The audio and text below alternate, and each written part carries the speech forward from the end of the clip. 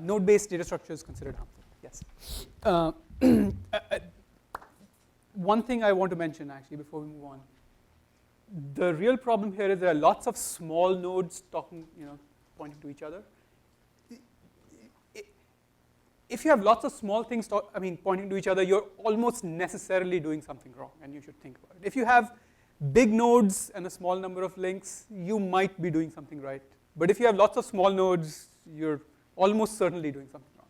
So anyway, at this point, I think Alex is going to tell us about how these node-based data structures came about, and why are we using them today. I told you most of it. Again, it so happened that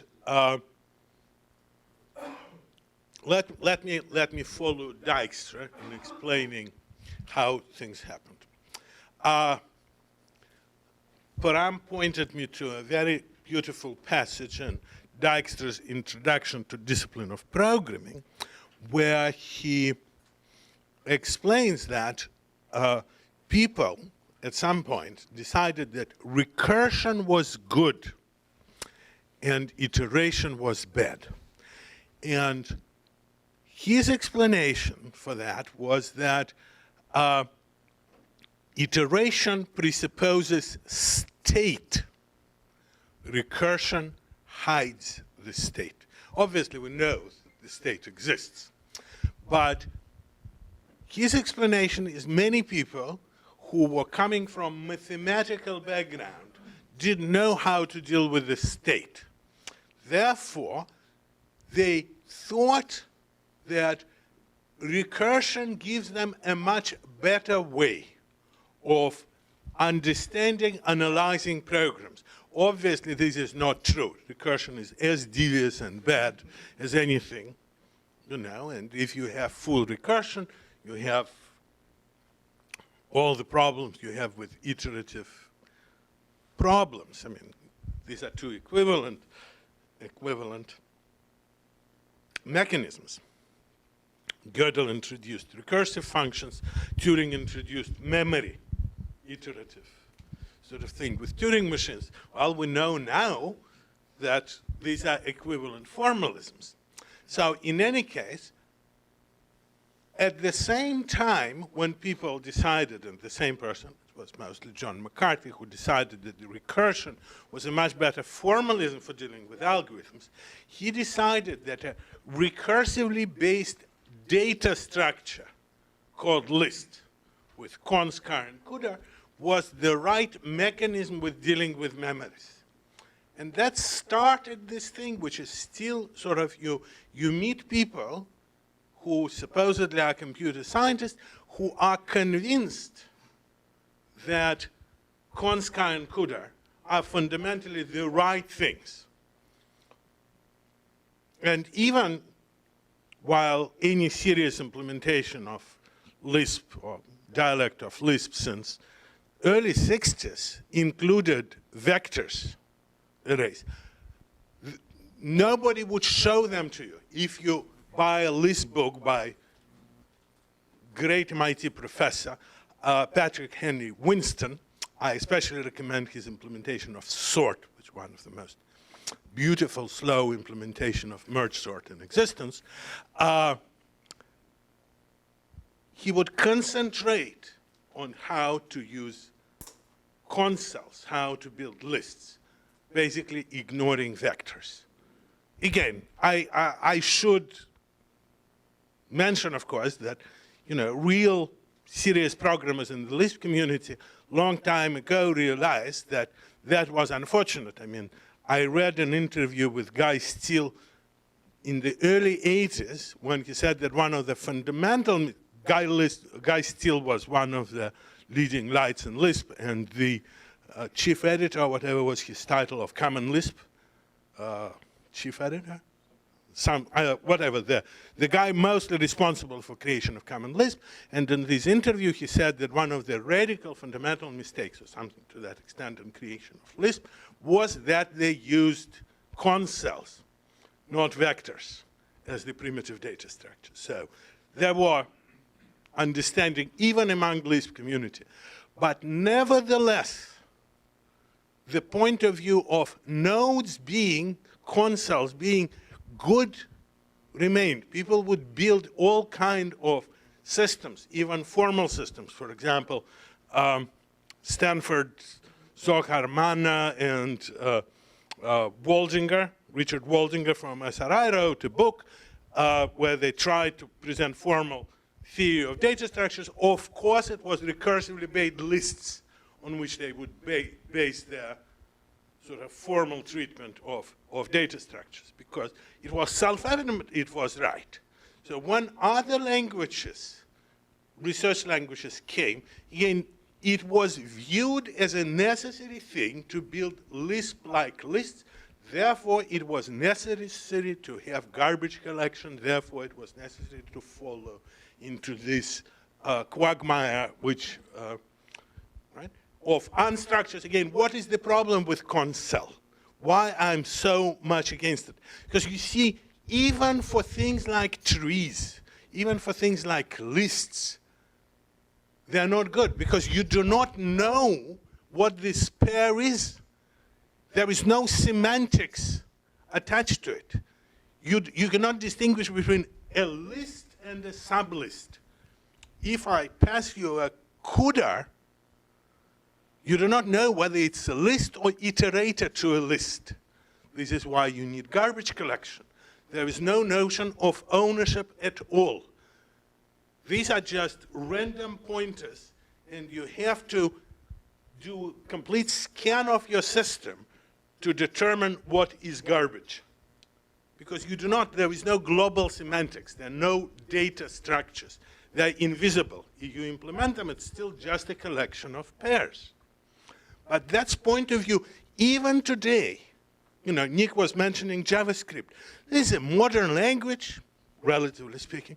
Again, it basically is a C syntax on top of a hobbyist Lisp, put on top of a browser. The object model is basically the same. It's a Lisp, it's a scheme, I think, more than Lisp. More, I mean, you know, closures and things like that, right? It's again, we still, and probably for the next few decades, this, what I view as pernicious influence. McCarthy was a great computer scientist, do not misunderstand me. But this line was totally wrong, fundamentally wrong. It was sort of trying to decompose the world in a bunch of unnatural primitives. Because you start with a machine which has large chunks of memory, and what you say, let's break it into pairs. This is unnatural. This is, you know, and I could talk about lambdas some other time. And closures and other mechanisms which were propagated by these people. Everybody accuses me of criticizing object-oriented programming. Now I just demonstrated that I could criticize other styles of programming as well. So again, back to Fortran. The only language I do not criticize is Fortran. So again, what you have to understand is that there is this historical legacy of decades, when we are taught to think in terms of small things. When C++ appeared, you're too young to remember that. But it was very clear to every C++ programmer at that time that you had to program in terms of little things which you got with an operator knew. There was this universal programming style which people practiced. That you should never have a stack allocated thing. That's obviously evil. You should have lots of little things which you get with operator new, which of course then you have to use operator delete. But then you say, no, but no programmer could do that. Therefore you needed smart pointers. So we get to this situation that you go to any organization and there is some very clever programmer who says, we have to make all of our pointers into smart pointers. I'm sure you met some. I could name them. They even work here, right? And it's not just here. I remember, you know, I was told by senior director of Photoshop that At Photoshop, we do not allow pointers. Every pointer has to be a smart pointer. Again, the idea was that everything is going to be allocated on. He now works for Google, so he does his damage there.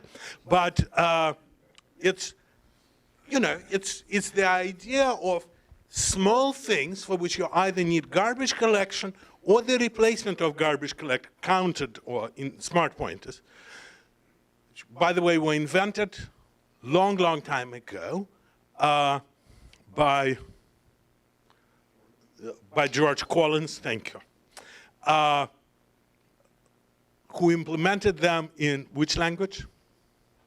First implementation of counted pointers were done in Fortran. Okay, so he was building computer algebra system in Fortran because there were no other programming language at the time, and he invented sort of reference counting, garbage collection in the context of Fortran. So, you know, Fortran had it all too. But again, sort of C++ only gradually sort of gets liberated from this style of using operator new, using counted pointer, and we're maybe 30% there. People still do that, if 30, maybe 15%. So it's a long path, right? People are conditioned to think in terms of sort of these are good things. Garbage collection is good. Reference counting is good.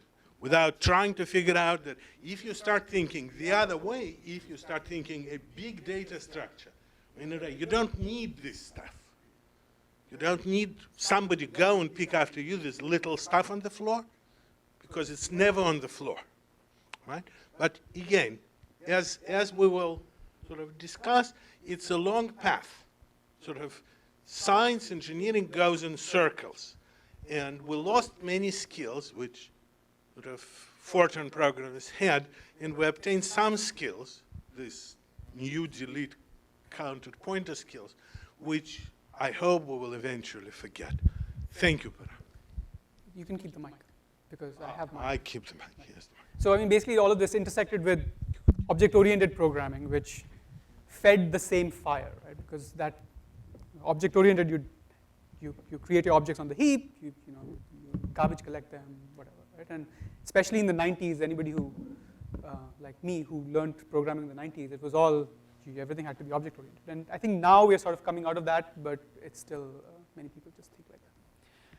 So moving on, we saw that, so I told you that I claimed that it was memory that was causing this performance thing, right? But we need to go into this more systematically and see, okay, what is it really that, how expensive is it? How do we measure it, right? What algorithms are good for memory, what algorithms are bad? How should we think about it, right? So what we're going to do next is just go over the same effects in a much more systematic fashion. And we're going to start by looking at sort once again. So let's go back to the sort benchmark that we had seen earlier. If you remember, we had, let me run it.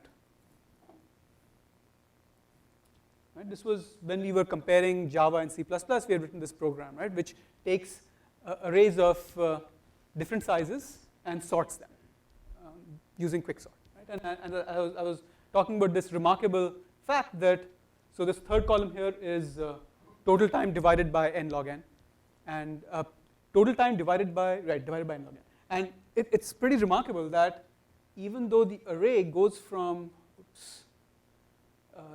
8 bytes, 8 entries to some very large number, 16 million entries, the multiplier hardly changes, right? And you would think that if you're using more memory, obviously they should be more expensive. But as we talked about quicksort, the multiplier is shockingly stable, I would say. I think it's remarkable how stable it is, right? So now we can experiment. We can use this to experiment. What if we were to replace that sort with something else? What would happen? What is the behavior of other algorithms in the same kind of situation? Can they deal with large data? Can they not deal with large data? Right? So we already saw one case here, right? Remember when we were last looking at this, we tried heap sort, which in C++ is called partial sort. Let Let me see if I can rewrite that. No. Yes, which shows his true nature.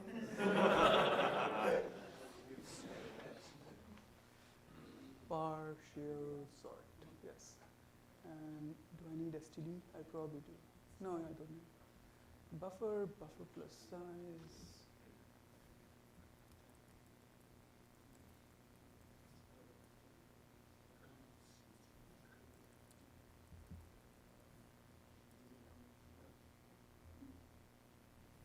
Okay, so this is heap sort, and it starts out pretty good, but as you can see, the multiplier is stable so far.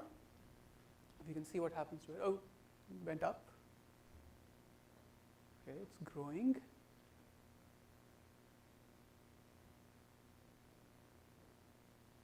Okay, now it's really growing. Right, so here clearly as we are getting to larger sizes, I mean this is, something is going on, and again, we can explain this in terms of... Let them explain to us why. Yes, so why is the multiplier growing? Anyone? Partial sort uses heap sort. You're talking about cash flow penalty? Yes, so can you tell me why it's... Cash flow penalty? Why? Why heap sort breaks cache locality? I don't have the implementation of heap sort to look up in my cache right now. But as you add new elements to the heap, you're bouncing farther and farther down this array to insert them in the right spot. And then even if they're wind up at the top, they need to bounce the other guy down to where it belongs. Exactly. So you're kind of jumping around the whole memory space, you know. Right, so you have no pointers here, you have no nodes here, but effectively, the array is being treated like a binary tree, right? And when you get to the larger sizes, your heap is a pretty big tree, and whenever you insert something, you need to reheapify it. So you go down and you miss in a lot of places, right? So if you're having that many cache misses, your constant is going to grow. So it's a good algorithm if you're doing it for, if you want the top 10, it's a good algorithm. If you're doing the top 100, maybe, we don't know, probably good. If We you're will doing, know. You know, We will we know. will have to find out, right? If you're doing half, maybe not, right? But we need to figure out what is the systematic way to look at this. But even without systematic way, what we need to figure out is whether using heap sort in partial sort is a good decision. And at some point, we'll have to address that. Huh? Because some idiot decided to do that. Some of you might even know his name. But so, was he right or wrong? Could it be improved? Right? Partial sort is quite useful for things like search engines. Right? So we will have to spend some time. So one of the things which we need to start doing is sort of registering some questions. We'll look at heap sort, and we see some problems there. Okay? Now, the interesting question is that, of course, here we're using partial sort to sort everything, which you don't need to do. So let us, and the interface to partial sort takes three things. Yes? Beginning, the end, and the point up to which you want to sort. So the question is, depending where this point is, what are the correct algorithms? And we will study that. We'll have to study. I'm just pointing questions which even the simple benchmark sort of raises. But here, before I'm passing the baton back to Param, the question is that we assume that we use arrays. We use a vector here, yeah? Which is an array. Now, this framework would allow us to look at other data structures. Once upon a time, I actually believed, I was so misguided, that I believed that if you wanted to sort things, linked lists were just the ideal thing of doing it. You could run merge sort. They did not need extra storage. You could do merge, well, you need logarithmic thing to. But I mean, the idea is you never copy any values, right? You just relink the nodes to make them in the right order. So it's a wonderful, wonderful thing, thought I. And you say, how far back? I could tell you. Mid-'80s, I believed that. I even had, I was an assistant professor teaching students, teaching them algorithms, and I had a guy who wrote a master thesis, actually, sort of investigating replacing Q-sort with linked list based sort, or some such thing. And the first results were quite encouraging, but then he discovered something I didn't realize. And that's why So let's say we want to investigate the behavior of a linked list sort. And again, we're not timing it, we're just investigating its behavior, right? So we can use a linked list to sort our array by simply copying all of our values into a linked list, sorting the linked list, and then copying the data back. Right? So it'll give us some idea of how does that algorithm perform. Right? So that is what I'm going to do. I am going to create a list of value type int64.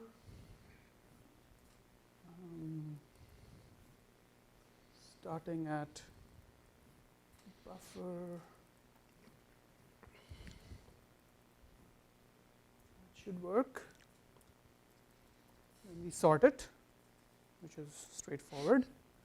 And then we copy the data back. So that's copy source to destination. Is that the way it goes? Source to destination. So begin of L.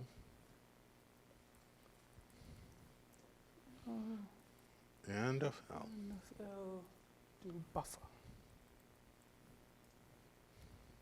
Right. So we initialize our list from the range that we were supposed to sort. We sort the list, and then we copy everything back. Straightforward. And we can see how this works, how this behaves for different array sizes. You want to copy out that first copy? No. This is different. All right, let us see if that works. Okay, so if you remember. Compiled, which is. Yeah. Wow. So quick sort, the multiplier we had was about 3.2. Here we started at about 4, and now we're at about 9. But really, I don't trust the small numbers because they are dominated by other effects. So really, heap sort at small sizes is pretty competitive. So now let's look at what this does.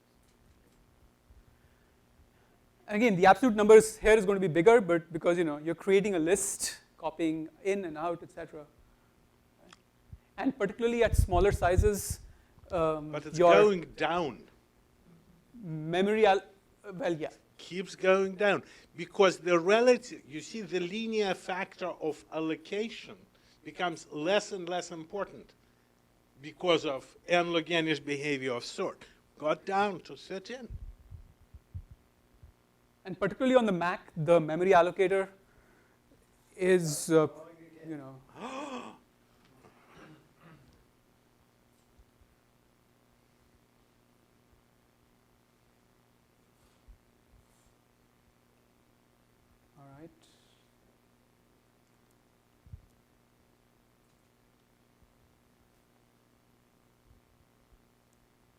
we might end up having to kill it at some point, but no. Let it run. So think about this and think about how you would try to think about what's going on. What is going on here? Okay, here we were going down because the relative extra cost of allocating the list was becoming less and less significant. So we got to about 13. Let's say it's 13. we were still slower than sorting a vector by about, compared with heap sort, about a factor of 2.5. But then things start happening. What is going on? Mind it, we're using one, let's hope, an efficient implementation of merge sort. So the number of comparison is n log n, not order of n log n log n. But we spend more and more time per comparison. Why?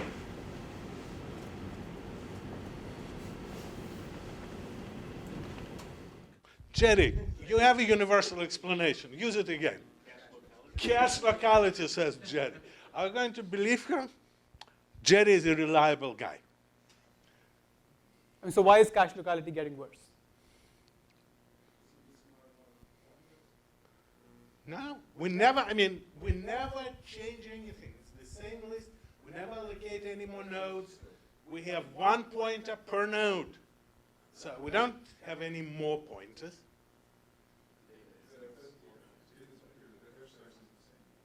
The data is, yes, but why per element? What happens? Why are we getting penalties? I mean, what you would per expect element? is, as long as you fit in the L2, you have a certain multiplier. As long as you're outside the L2, you have another plateau at a higher multiplier. But here But by it the way, seems to be, even like the same logic would apply to quicksort for array. But it didn't. It was flat 3.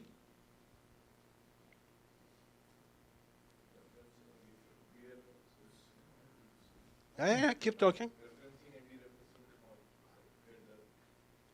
Yes, but you have to add a little bit more to what you're saying. So why dereferencing is more expensive? Why? Because we rearrange pointers. When we start, where does the pointer, where does a CUDA, the pointer to the next point? To the next guy. I mean, Literally, on the heap to the next location, because you're doing malloc, malloc, malloc, malloc. Right? But then you sort. You start pointing further and further away. So the probability of a cache miss increases, right? That's what explains. And you say, you know, it's a little factor. No. It's an enormous factor. So what we see is an algorithm, which is a good algorithm, deteriorates as linked lists grow. Which raises a question, sort of, what happens to large linked lists if you do something with them? Which we will, whether today it's up to the param or later on, we have to answer. So let's say you do have a large linked list and you need to sort it. What should you do? Or not even sort. I mean, there are two questions. Sometimes you do need to sort linked lists. But there is even more basic question. Let's assume you don't need to sort linked list. You are just going to traverse it. We just need a linked list. What should we do? How should we? What will happen to it if it sort of gets out of whack? Right? And you say, well, my linked list will never get out of whack. Then the question is, why are you using linked list? Do you see my question? If you have a sequence where you never need to rearrange elements or insert in the middle or do something, why are you using linked list? There's a perfectly good data structure called array. So use it. So the main advantage of linked list is ability to insert in the middle. By the way, long time ago when Lisp was all this hot thing, by the way, I was one of the Lisp people. So when I criticize Lisp, this is, you know, what it's called, sour grapes. But I spent a decade of my life trying to do everything with consoles. 10 years, you know, so I earned the right to criticize them occasionally. And Of course, the true Lisp say that I never understood them fully, which I'm sure. But when they were building Lisp machines and other Lisp devices, when it was the hardest thing in the world, and all the smart people wanted to invest into building specialized Lisp hardware. I'm not making it up. That was really, I mean, there were two companies, well, there were at least two companies making Lisp hardware. MIT company, or MIT affiliated company called Symbolics, another MIT affiliated company called LMI, and great copier company called Xerox, which was making Interlisp-based hardware. And all these people figured out that, well, it's really wasteful to have const cells, because for every integer you have in a list, you have a pointer. And very often, they said, the pointer is to the next guy. So if I'm always pointing to the next guy, or often point to the next guy, wouldn't it be nice not to store it? So they came up with a great idea, which was all the rage at that time, called CUDA coding. The idea is the const cell, normal const cell, would not have a CUDA, but well, just a flag saying that I'm CUDA coded const cell, and my CUDA is the next guy. CUDA means next in Lisp. And if you change the CUDA, if you use replugd, a function which allows you, then this const cell will mutate into sort of some, and it's all done in hardware. The beautiful stuff. So there was CUDA-coded things, but again, what they were basically discovering that if you use lists as arrays, they're quite efficient. But then, yeah, sure. But these were lists which look like arrays, but you couldn't use random access. We sort of made it, you neither could change the CUDA effectively, you could, but that required arranging, nor could you do random access because that would be sort of a bad thing. Random access is bad. Real men, Jokers. they just couldn't. Recurse. Real men recurse. Yes. So, of course, the CUDA coding. So what we need to investigate, whenever Param decides to investigate, is what happens to linked lists even for simple operations such as traversal. And we will see some. So for instance, a basic question would be, okay, if I'm writing an application, I need to have some understanding of how fast or slow traversal is going to be, right? What is the difference between a linear traversal on a nice list that's all sequential in memory versus a list that is not sequential in memory? And is that acceptable? Is that not acceptable? I mean, we need to know what that number is, right? So I'm just trying to leave you that every time we write a benchmark, we try to do something. Some interesting questions arise. Shall I run? So I'm not going to go through the code right now, but this is a benchmark that uses the same kind of technique to compare a whole bunch of sorting algorithms, right? So you have size in the first column. Qsort is the Unix C library Qsort function. Quicksort is STL quicksort. Merge is STL stable sort, which is implemented as a merge sort. Heap is partial sort, which we just saw. flist and list are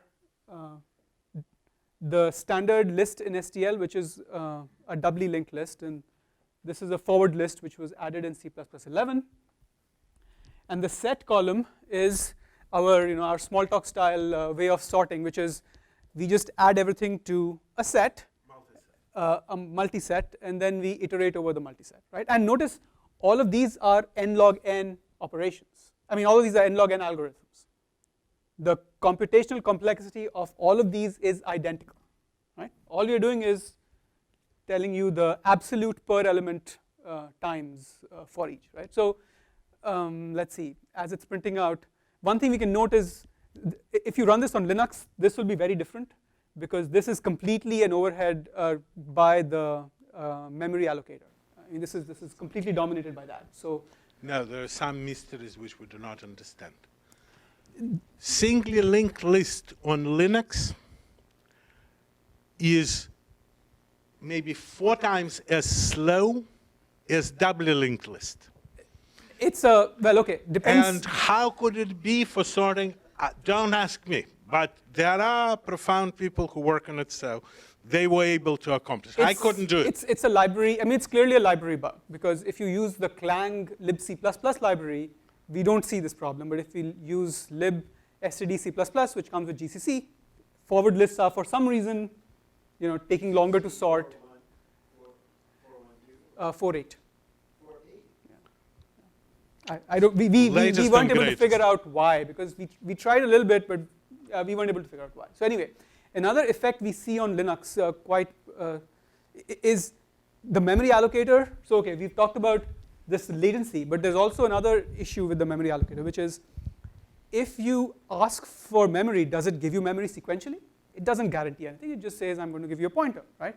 And in fact, on the Mac, if you were to allocate a whole bunch of memory and then release all of it and then allocate memory again, you end up getting sequential. And so, the benchmarks we had written, since they create a new list, sort, destroy the list, and create a new list again, you ended up getting sequential lists every time. But on Linux, you did not. So the second time you created the list, it was really bad. Right? So the important thing to note is these can completely change the number you get. You have literally no control. Malloc, when you start your process, what we discovered, Malloc, when you say, give me memory, gives you memory, one by one. Then you free all the memory. You hope that if you start from the beginning, you will get same results. No. Or at least not on Linux as we tried. Not on mallocs which you use. There is one malloc called well, we used TC malloc, which comes with Google Perf tools, and that actually gave us much more predictable performance in that kind of situation. Now again, I mean, mallocs are, depending on your workload, it may or may not be good. I'm not saying it's better, it's worse. All I'm saying is, in this case, it gave us a much more predictable behavior in that if we deallocated all the memory and then allocated again, it would give us a sequential. By the way, let's look here. There are some interesting things happening at that corner. Do you observe? Like here, if we look, the difference between single linked lists, double linked lists, and set was relatively trivial. Do you agree with that? 10%.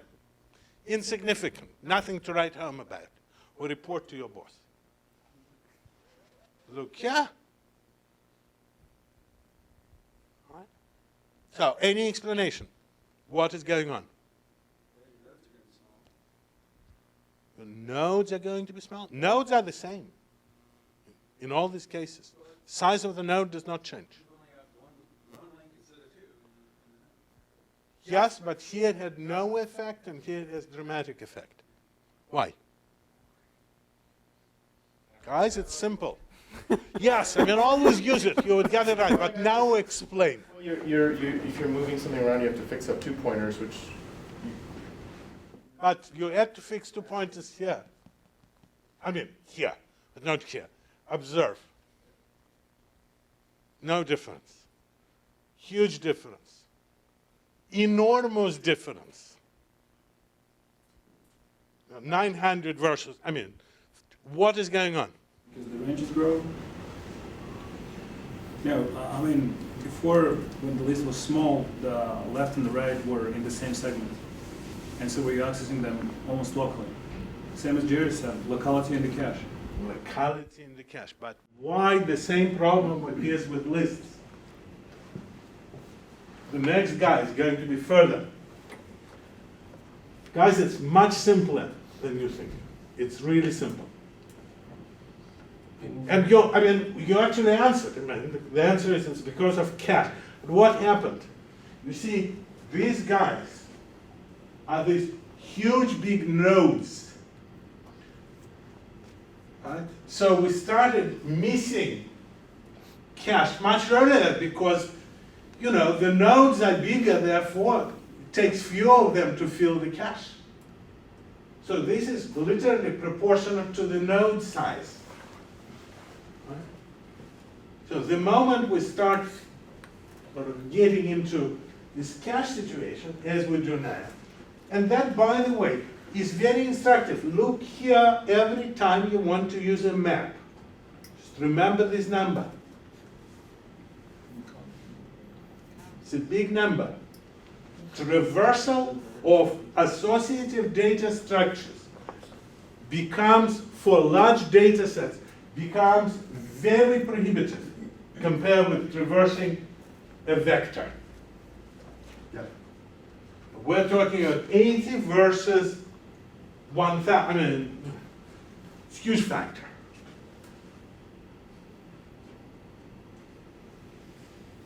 So remember, I mean, Param told you the courses do not use node-based data structure. By the way, as we will observe, these data structures are quite good if you don't traverse them.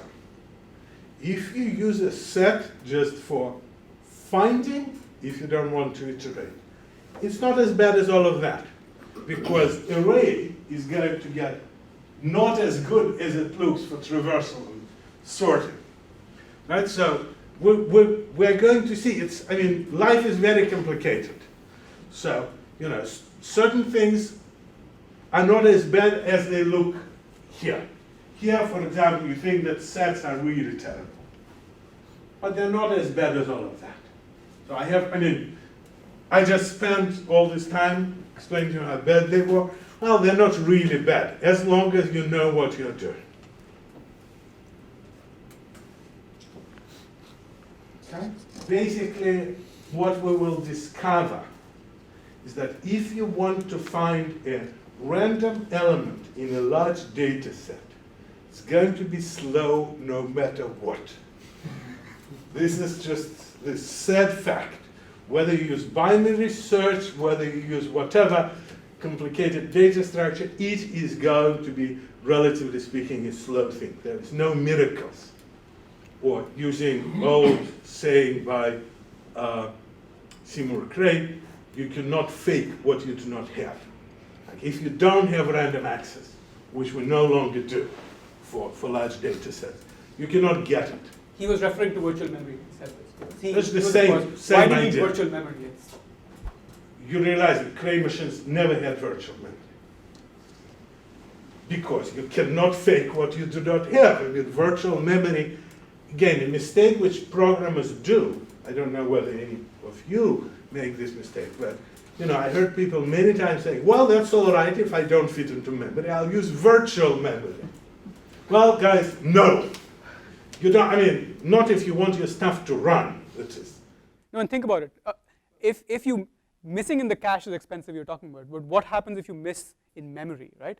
A DRAM read is something like tens of nanoseconds. A hard disk read is tens of milliseconds.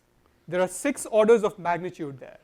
6. That is 1,000,000. It will not work. Times, It's basically, right? if you use virtual memory, I don't mean, virtual memory is a very useful device for relocating code and for many, many other data, as long as you don't use it as virtual memory. Sort of remapping is fine. Virtualization or attempting to use what you do not have, no, it does not work. Yeah. All right. So what we're going to do next is sort of do more systematic examination of this fact. Right? So we talked about, okay, let's create a list and traverse it and see what happens. Right? Let's create it in order. Let's reorder it and then traverse it and see what happens. So and so on. By the way, another task, which as Param said, could we really sort a list faster than that? That's a very interesting question. All the experts tell us that we have to use merge sort by Patrick Henry Winston. But is he right? Are there other ways of sorting linked lists which could help us and reduce these numbers? And from that, you probably realize that there is a surprising answer. So, but I cannot tell you everything. But this is a question worth thinking about, right? Because what was the problem with merge sort? It was making the list more and more unordered, and that was really expensive. Can we sort a list any other way? Think about that. It's an interesting question. We'll talk about it. For example. All right. I mean, you stop losing locality of reference. That's the cost. That's the answer. Okay. And I promise that I'll interrupt you even less the next time.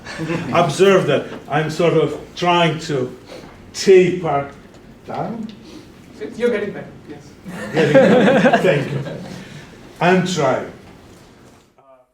We can all improve. Let this be a lesson.